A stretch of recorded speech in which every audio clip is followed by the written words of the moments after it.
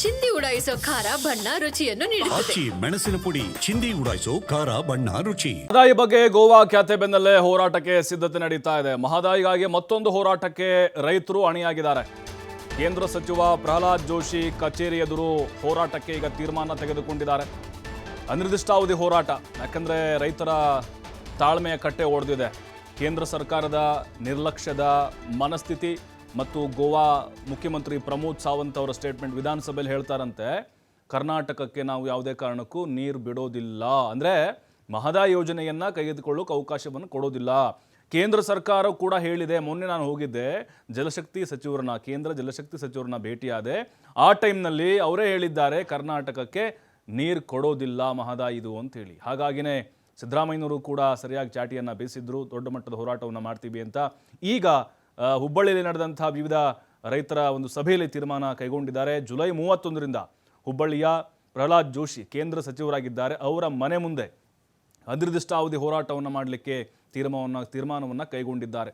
ದಶಕಗಳಿಂದ ಹೋರಾಟ ನಡೀತಾ ಇದೆ. ಆದರೂ ಕೂಡ ಮಹದಾಯಿ ನೀರು ಅಲ್ಲಿ ಅಂದರೆ ಅಲ್ಲಿ ಮಲಪ್ರಭಾ ಡ್ಯಾಮ್ಗೆ ಅದನ್ನು ಹರಿಸುವಂಥ ಪ್ರಯತ್ನಗಳು ಇನ್ನೂ ಕೂಡ ಸಾಕಾರಗೊಂಡಿಲ್ಲ. ಕಾರಣ ಅಂತ ಹೇಳಿದ್ರೆ, ಗೋವಾ ಒಂದಲ್ಲ ಒಂದು ಕಾರಣ ಇಟ್ಕೊಂಡು ಖ್ಯಾತೆಯನ್ನು ತೆಗಿತಾ ಇದೆ. ನ್ಯಾಯಮಂಡಳಿ ಏನಿದೆ, ತೀರ್ಪು ಬಂದಿದೆ, 13 TMC ಹರಿಸಬೇಕು ನೀರು ಅಂಥೇಳಿ. ಆದರೆ ಗೋವಾ ಏನಿದೆ, ಅದು ಪದೇ ಪದೇ ನಮ್ಮ ಏನು ಅರಣ್ಯ ನಾಶ ಆಗುತ್ತೆ, ಹುಲಿ ಸಂರಕ್ಷಣಾ ಪ್ರದೇಶ ಇದೆ, ಜೊತೆಗೆ ಕೇಂದ್ರ ಸರ್ಕಾರ ಪರ್ಮಿಷನ್ ಕೊಡಬೇಕು. ಅಂದರೆ ವನ್ಯಜೀವಿ ಮಂಡಳಿಯಿಂದ, ಜೊತೆಗೆ ಅರಣ್ಯ ಇಲಾಖೆಯಿಂದ, ಕೇಂದ್ರದ ಪರಿಸರ ಇಲಾಖೆಯಿಂದ ಪರ್ಮಿಷನ್ ಸಿಗಬೇಕು. DPR ಏನೋ ಸಿಕ್ಕಿದೆ, ಆದರೆ ಕೇಂದ್ರ ಸರ್ಕಾರ ಮನಸ್ಸು ಮಾಡಿದರೆ ಖಂಡಿತವಾಗ್ಲೂ ಮಹದಾಯಿ ಯೋಜನೆಯನ್ನು ಬಗೆಹರಿಸ್ಬೋದು. ಆದರೆ ಹರಿತಾ ಇಲ್ಲ. ಕಾರಣ ಕೇಂದ್ರ ಸರ್ಕಾರದ ಇಚ್ಛಾಶಕ್ತಿ ಕೊರತೆ. ಮತ್ತು ಪ್ರಹ್ಲಾದ್ ಜೋಶಿ ಅವರು ನಿರಂತರವಾಗಿ ಆ ಭಾಗದ ಸಂಸದರಾಗ್ತಿದ್ದಾರೆ, ಕೇಂದ್ರ ಸಚಿವರಾಗ್ತಾ ಇದ್ದಾರೆ, ಪ್ರಧಾನಿ ಮೋದಿಯವರೊಂದಿಗೆ ಉತ್ತಮ ಒಡನಾಟ ಹೊಂದಿದ್ದಾರೆ, ಆದರೂ ಬಗೆಹರಿಸ್ತಾ ಇಲ್ಲ. ಹೀಗಾಗಿ ರೈತರು ಆಕ್ರೋಶ ಹೊರಹಾಕ್ತಾನೆ ಬರ್ತಾ ಇದ್ದಾರೆ. ಈ ಭಾಗದ ಪ್ರಭಾವಿ ನಾಯಕರಾದ ಪ್ರಹ್ಲಾದ್ ಜೋಶಿ ಅವರಿಗೆ ನಾವು ನಿರಂತರವಾಗಿ ಕಳೆದ 8-10 ವರ್ಷಗಳಿಂದ ನಾವು ಹೋರಾಟ ಮಾಡ್ಕೊಂಡು ಬರ್ತಾ ಇದ್ದೀವಿ. ಹುಬ್ಬಳ್ಳಿಯ ಕಿತ್ತೂರು ಚೆನ್ನಮ್ಮ ಸರ್ಕಲ್ನಲ್ಲಿ ನಾವು 1 ವರ್ಷ ಮೇಲಾಯಿತು ಹೋರಾಟ ಮಾಡ್ಕೊಂಡು. ಒಂದು ದಿವಸ ಜಗದೀಶ್ ಶೆಟ್ಟರ್ ಕೂಡ ಬಂದಿಲ್ಲ, ಅಲ್ಲಿ ಪ್ರಹ್ಲಾದ್ ಜೋಶಿ ಅವರು ಬಂದಿಲ್ಲ, ಹಾಗೂ ಈ ಸಂಬಂಧಪಟ್ಟಂತ ಮಂತ್ರಿಗಳು ಕೂಡ ಬಂದಿಲ್ಲ. ಯಾಕಂದ್ರೆ ಇವರಿಗೆ ಯೋಗ್ಯತೆ ಐತೆ ಅಂತ ಗೊತ್ತಿಲ್ಲ. ಯಾಕಂದ್ರೆ ಈ ಭಾಗದ ರೈತರಿಗೆ ಅನ್ಯಾಯ ಮಾಡ್ಕೊಂತ ಬರ್ತಾ ಇದ್ದಾರೆ, ಅವ್ರದ್ದು ಓಟ್ ಪಡ್ಕೊಂತ ಇದ್ದಾರೆ, ಅವ್ರಿಗೆ ಮೋಸ ಮಾಡ್ತಾ ಇದ್ದಾರೆ. ರೈತ ಬಹಳ ಕಷ್ಟದಲ್ಲಿದ್ದಾನೆ. ಇವತ್ತು ಇವ್ರ ಕಷ್ಟ ಕೇಳೋರಿಲ್ಲ. ಇವ್ರಿಗೆ ಜನಪ್ರತಿನಿಧಿಯಾಗಿ ಈ ಭಾಗದ ರೈತರು, ಕಾರ್ಮಿಕರು, ಜನರು ಆರಿಸಿ ಕಳಿಸಿದಾರಪ್ಪ ಅಂತಂದ್ರೆ, ಆ ಜನರ ಕೆಲಸ ಮಾಡಲಿಕ್ಕೆ, ಈ ಭಾಗದ ಅಭಿವೃದ್ಧಿ ಮಾಡಲಿಕ್ಕೆ ಒಂದು ವೇಳೆ ಅವ್ರು ಮಾಡ್ಲಿಕ್ಕೆ ಆಗಲಿಲ್ಲ ಅಂತಂದ್ರೆ ತಾವು ರಾಜೀನಾಮೆ ಕೊಟ್ಟು ತಮ್ಮ ಮನೆಗೆ ಹೋಗ್ಬೇಕಂತ ತಮ್ಮ ಮುಖಾಂತರ ಹೇಳಿಕೆ ಇಚ್ಛೆ ಪಡ್ತಾ ಇದ್ದಾರೆ. ಯಾಕಂದ್ರೆ ಈ ಭಾಗದ ಪ್ರಭಾವಿ ನಾಯಕರು ನಾವು ತಾರ್ಕಿಕ ಅಂತ್ಯಕ್ಕೆ ಬಂದಿದ್ದೇವೆ. ಈ ಎಲ್ಲ ಕುಮ್ಮಕ್ಕಿಗೆ ಕಾರಣರಾದರು ಪ್ರಹ್ಲಾದ್ ಜೋಶಿ ಅವರು. ಪ್ರಹ್ಲಾದ್ ಜೋಶಿ ಅವರ ಮಗಳ ಮನೆ ಮದುವೆಗೆ ಬರುವಂಥ ಮುಖ್ಯಮಂತ್ರಿಗೆ ಈ ಭಾಗದಾಗ 5 ಸಾರಿ ಓಟನ್ನು ಭಿಕ್ಷೆ ಮುಖಾಂತರ ರಾಜಕೀಯ ಶಕ್ತಿ ಕೊಟ್ಟೇವೆ. ಪ್ರಹ್ಲಾದ್ ಜೋಶಿ ಅವರು ಪ್ರತಿದಿನ ಒಂದೊಂದು ಹೇಳಿಕೆ ಕೊಡ್ತಾರೆ. ಮಹದಾಯಿ ವಿಚಾರ ಬಂದಾಗ ಸುಮ್ಮನೆ ಕೂಡ್ತಾರೆ. ಇದೇ ಟ್ರಿಬ್ಯುನಲ್ ಆದೇಶ ಬಂದಾಗ ಅಮಿತ್ ಶಾ ಅವರು ನಮ್ಮ ನಾಡಿಗೆ ಬಂದು, ಉತ್ತರ ಕರ್ನಾಟಕಕ್ಕೆ ಬಂದು ದೊಡ್ಡ ದೊಡ್ಡ ಸಮಾವೇಶ ಮಾಡ್ತೇವೆ. ನರಗುಂದಲ್ಲಿ ಒಂದು ಸಮಾವೇಶ ಕೂಡ ಮಾಡಿದರು. ಇನ್ನೇನು ಕಾಮಗಾರಿ ಪ್ರಾರಂಭ ಮಾಡ್ತೀವಂತ. ನಿಮ್ಮ ತಾಕತ್ತು ದಮ್ಮು ಕೇವಲ ಮಾಧ್ಯಮದ ಮುಖಾಂತರ ರೈತರ ದಾರಿ ತಪ್ಪಿಸುವಂಥ ಒಂದು ಹೇಳಿಕೆ ಆಯಿತು. ಪ್ರಹ್ಲಾದ್ ಜೋಶಿ ಅವ್ರಿಗೆ ನಮ್ಗೆ ಅನಿವಾರ್ಯ ಆಗಿದೆ. ನಾವು ಇದೇ 31ನೇ ತಾರೀಕಿಗೆ ಪ್ರಹ್ಲಾದ್ ಜೋಶಿ ಅವರ ಕಚೇರಿ ಎದುರುಗಡೆ ನಿರಂತರ ಹೋರಾಟವನ್ನು ಮಾಡಬೇಕು ಅಂತೇಳಿ ಒಂದು ಇತ್ಯರ್ಥಕ್ಕೆ ಬಂದೇವೆ.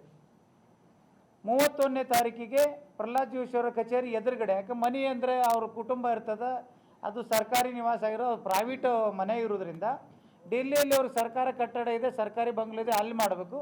ಇಲ್ದಿದ್ರೆ ನಮ್ಮ ಜಿಲ್ಲೆಯ ಅಲ್ಲಿ ಅವ್ರ ಕಚೇರಿ ಇದೆ, ನಮ್ಮ ಹಣದಿಂದನೇ ಸುಮಾರು 2-2.5 ಕೋಟಿ ಖರ್ಚು.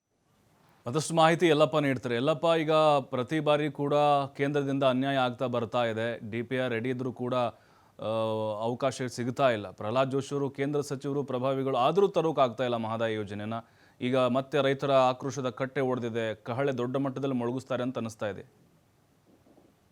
ನಿಜ ಬಾಬು, ಉತ್ತರ ಕರ್ನಾಟಕದ ಮಹತ್ವಾಕಾಂಕ್ಷಿ ಯೋಜನೆ ಅಂದ್ರೆ ಅದು ಮಹದಾಯಿ ಕಳಸಾ ಬಂಡೂರಿ ಯೋಜನೆ. ಈ ಒಂದು ಯೋಜನೆಗಾಗಿ ಉತ್ತರ ಕರ್ನಾಟಕದ ಜನ 4 ಜಿಲ್ಲೆಯ 11 ತಾಲೂಕಿನ ಜನ ಇಲ್ಲಿದ್ರೆ ನಿರಂತರವಾಗಿ ಹೋರಾಟ ಮಾಡ್ತಾ ಬಂದ್ರೆ ಈ ಒಂದು ಹೋರಾಟ 4 ದಶಕಗಳಿಂದ ತೀವ್ರ ಸರ್ಪ ಪಡೆದುಕೊಂಡು ಈಗಾಗಲೇ 10 ವರ್ಷ ಗತಿಸ್ತಾ ಬಂದಿದೆ. ಈ 10 ವರ್ಷದ ನಡುವೆ ಇಲ್ಲಿದ್ರೆ ಮಹದಾಯಿ ಹೋರಾಟಗಾರರು ಜೈಲು ವಾಸ ಅನುಭವಿಸಿದ್ದಾರೆ, ಲಾಠಿ ಏಟನ್ನು ತಿಂದಿದ್ದಾರೆ ಮತ್ತು ಇದರ ನಡುವೆ ಇಲ್ಲಿ ಅಂದ್ರೆ ಮೇಲಿಂದ ಮೇಲೆ ಕೇಸ್ಗಳನ್ನು ಹಾಕಿದ್ದಾರೆ. ಇಲ್ಲಿವರೆಗೂ ಉತ್ತರ ಕರ್ನಾಟಕ ಭಾಗದಲ್ಲಿ ಅಂದ್ರೆ ಹುಬ್ಬಳ್ಳಿನೇ ನೋಡಿದಾಗ ಇಲ್ಲಿ ಅಂದ್ರೆ ಹುಬ್ಬಳ್ಳಿ ಒಂದು ಕೇಂದ್ರವನ್ನಾಗಿ ಆ ಹೋರಾಟದ ಕೇಂದ್ರವನ್ನಾಗಿ ಮಾಡಿಕೊಂಡಿದ್ದು ಬರೋಬ್ಬರಿ 75 ಬಂಧುಗಳು ಈ ಒಂದು ಮಹದಾಯಿ ಯೋಜನೆಗಾಗಿ ಆಗಿವೆ.